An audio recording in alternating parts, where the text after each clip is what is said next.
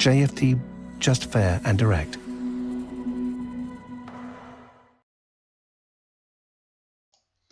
Okay, hello and good morning everyone. Welcome to JFD Traders Espresso with me, Darius Anucauskas. Today is the 26th of January 2020, 2021. Welcome everyone. Welcome to this Tuesday's morning session. Where we're going to have a very quick look at the markets, a few of the charts, the usual stuff. But before we do that, as always, let's quickly have a read through our risk disclaimer. So, the content we produce does not constitute investment advice or investment recommendation. It should not be considered as such and does not in any way constitute an invitation to acquire any financial instrument or product. As always, a few seconds for you to read the rest and we can continue.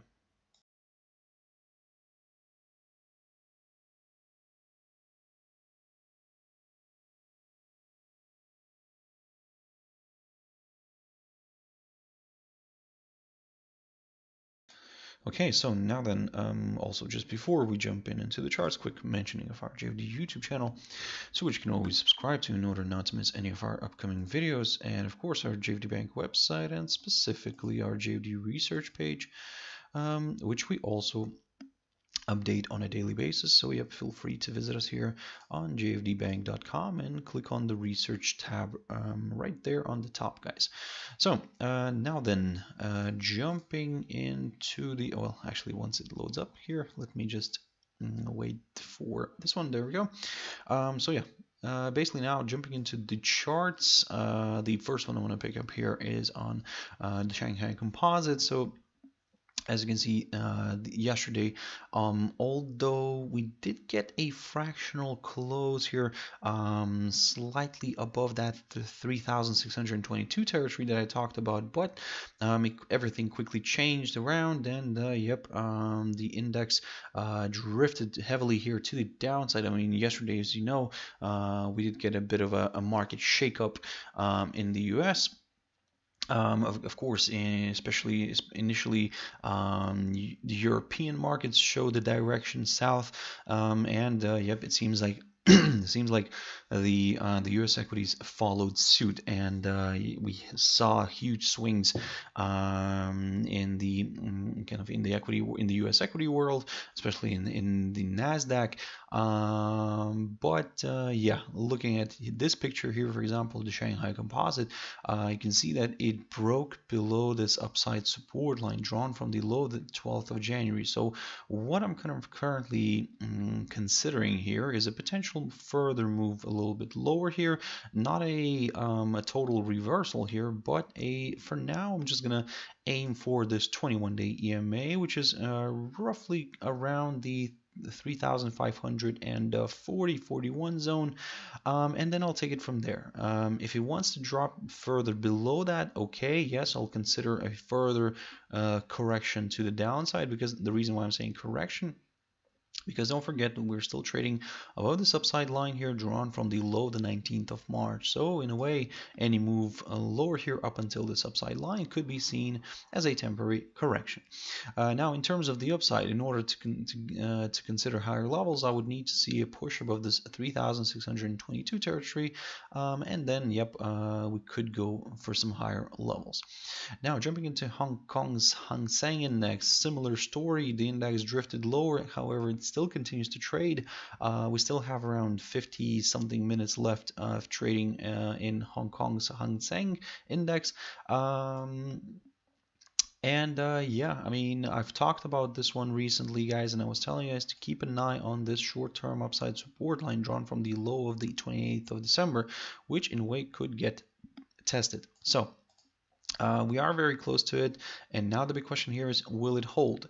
If it holds, then yes, great news for the buyers. We could see this one reversing back up here. However, if it fails and we see the price falling, and this is where I'm gonna scroll back here a little bit, and if we see the price initially falling below the 29,169 territory right here, then yes, of course it could increase the chances for this index to drift further south. However, again, a similar story as with Shanghai Composite. Keep your eyes on the 21-day EMA, which in a way could maybe provide a bit of support. So That's why let's see how this is going to play out. For now, yes, everything's kind of looking a little bit here, a little bit gloomy here.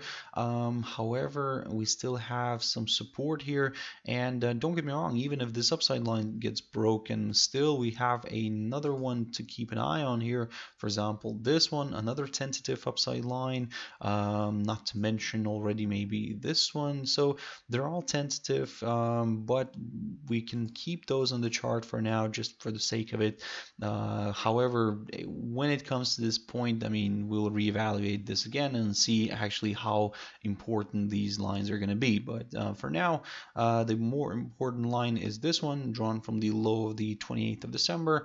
If this gets broken, then, well, I mean, we could maybe see a bit of a decline here towards this 21-day EMA.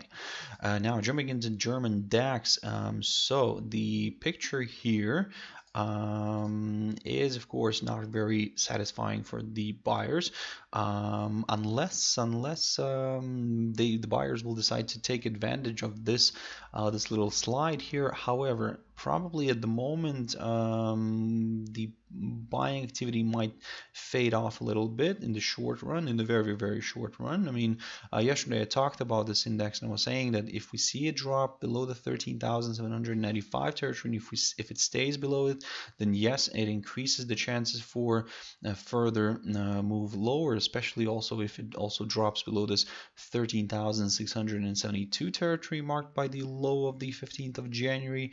And you can see we also got a drop below it, and the most important, the daily candle remained below that area.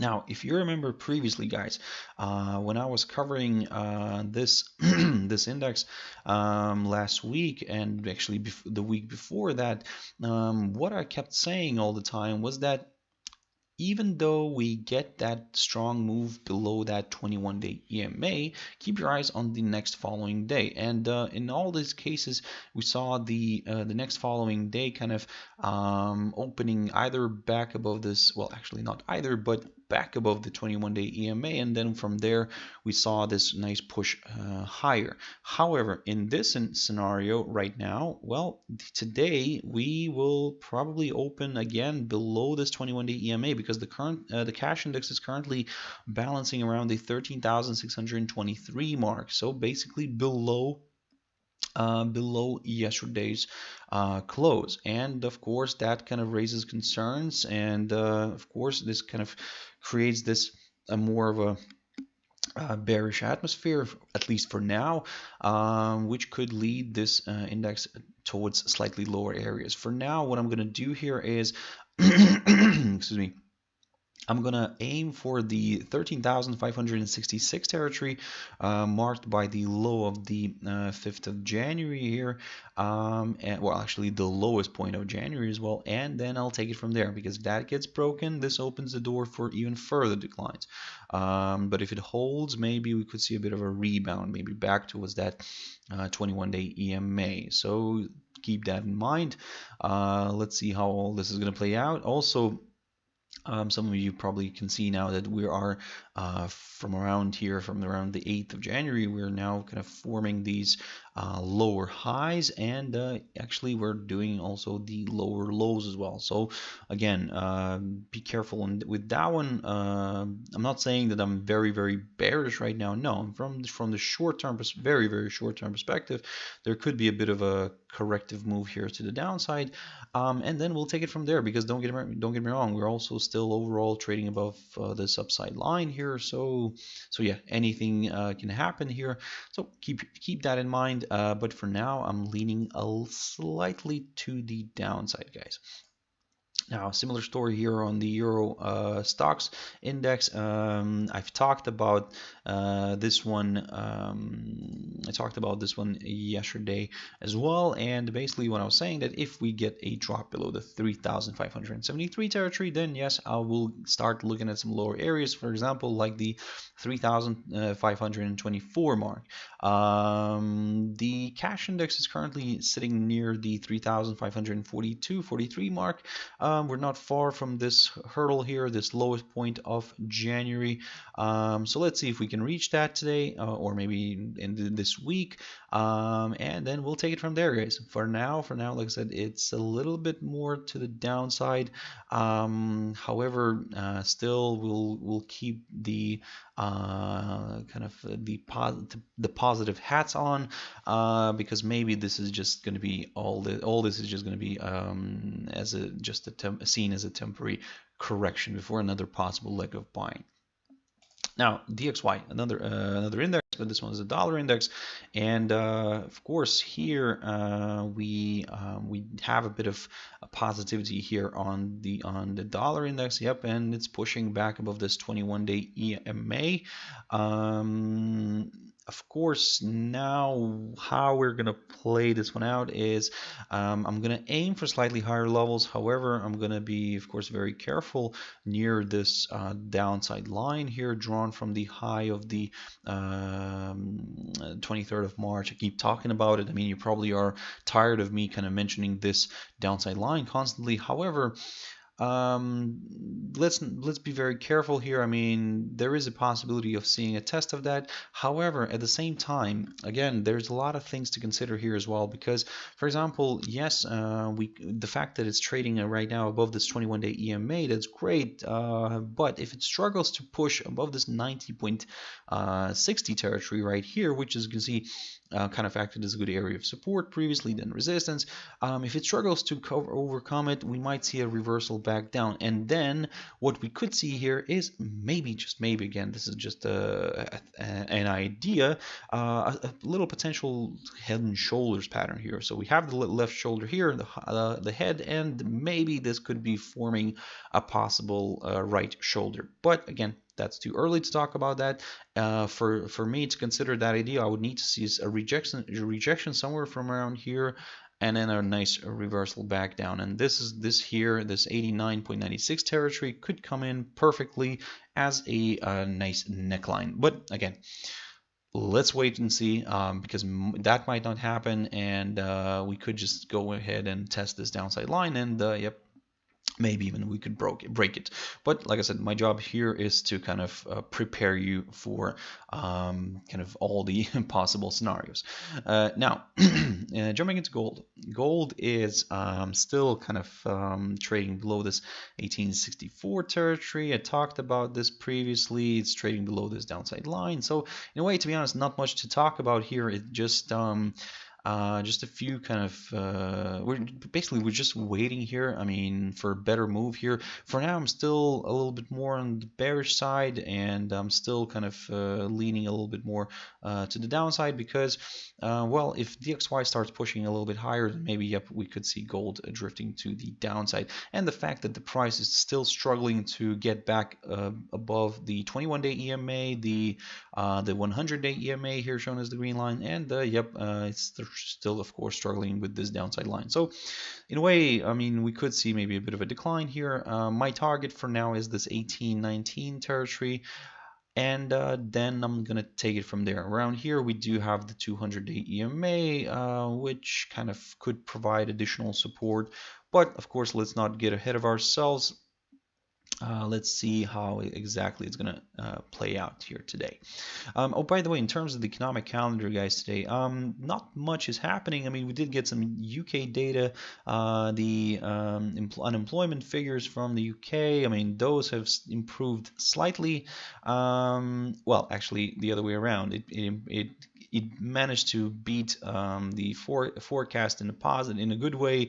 So the number kind of came out at 5%. So the forecast was 5.1 for the unemployment rate. However, the previous figure was 4.9. So kind of coming out here in the middle between the previous and the forecast. Probably not much movement in the pound, but I'll get to that in a bit. And apart from that, we have some data from the US, some house price index figures, and the CB consumer confidence. So again, not a hugely spectacular kind of data-wise, but yeah, the most still important thing is to keep an eye on the whole kind of issue with the vaccinations, and of course, as I've mentioned to you guys yesterday, this whole new escalation of the US-China, China-US kind of I don't know how to even call it. Relations. Let's put it that way. So yeah, we'll see how that kind of goes ahead, and if it doesn't actually bring any kind of shakeups, bigger shakeups in the market. So coming back to the charts here, Ethereum here. So yesterday, fantastic move here for Ethereum. So after, if you remember last week, I talked about this one and I was telling you guys to keep an eye on this upside support line drawn from the low of the 23rd of December. Also, you can see we saw a move, a nice move lower last week, but a nice rebound then from this upside line, which kind of led to a push to a push higher towards a new high for January here, which is around the 1475 level, which kind of acted as a very nice area of resistance. And you can see now kind of the crypto is drifting back down again. So in a way, a nice little correction here. So let's see if this upside line together with the 21-day EMA can provide good support once again.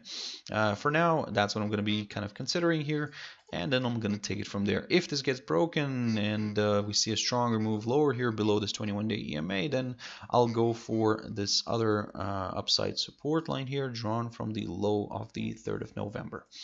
Now jumping into a few pairs, AUD NZD was yesterday, AUD USD today. So far the pair seems to be sticking to kind of forming lower highs. I'm not saying it is forming lower lows, but it's in a way could be on to something here. So again, stronger DXY, don't get me wrong, stronger DXY could push this one a little bit lower here. So far, it seems that the pair wants to drift a little bit lower here. It's dropping again below this 21-day EMA.